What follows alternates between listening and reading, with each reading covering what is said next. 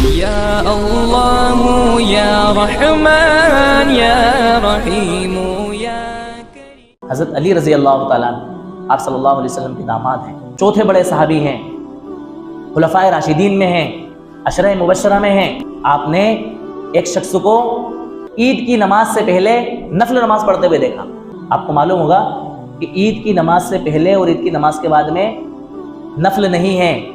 عید کی نماز سے پہلے نہ کوئی شخص اپنے گھر میں نفل پڑھ سکتا ہے اور نہ ہی عیدگاہ میں نفل نماز پڑھ سکتا ہے۔ عید کی نماز کے بعد اگر کوئی شخص نفل پڑھنا چاہے تو اپنے گھر میں تو پڑھ سکتا ہے لیکن عیدگاہ میں نہیں پڑھ سکتا۔ جب آپ نے اس کو روکا تو اس نے کہا کیا آپ مجھے نماز پڑھنے سے روکتے ہیں اور مجھے امید ہے کہ اللہ تبارک و تعالیٰ مجھے نماز پڑھنے پر عذاب نہیں دے گا؟ کیا کہا اس شخص نے کہ آپ مجھے نماز پڑھنے سے روک رہے ہیں اور میں جو نماز پڑھ رہا ہوں نا اس نماز پڑھنے پر اللہ تبارک و تعالیٰ مجھے عذاب میں مبتلا نہیں کرے گا۔ حضرت علی رضی اللہ تعالیٰ عنہ نے فرمایا کہ یقیناً اللہ تبارک و تعالیٰ تجھے نماز پڑھنے پر عذاب میں مبتلا نہیں کرے گا، لیکن اللہ تبارک و تعالیٰ نے عید کے دن نفل نماز پڑھنے سے منع فرمایا ہے، اس لیے میں تجھے نماز پڑھنے سے روک رہا ہوں۔ یہ اللہ کے رسول صلی اللہ علیہ وسلم کا طریقہ نہیں ہے۔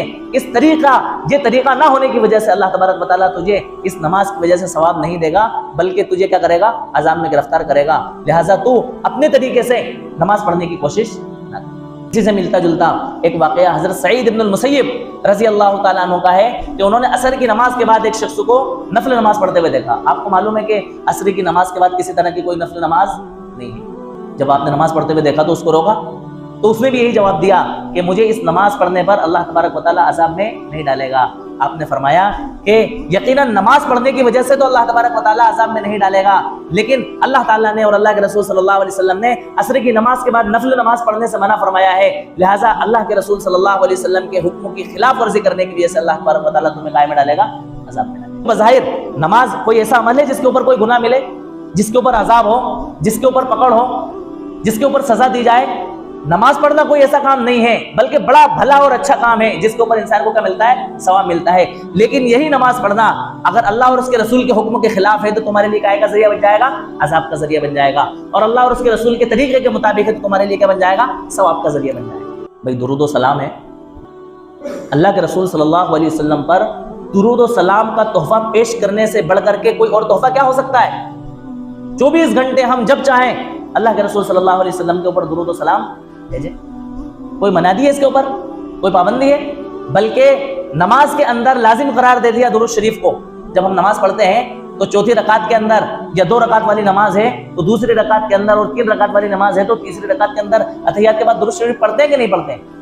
لیکن اگر اسی درود شریف کو ہم اپنی مرضی سے کسی اور ڈھنگ سے پڑھنا شروع کر دیں تو بتاؤ اس کے اوپر ہمیں ثواب ملے گا؟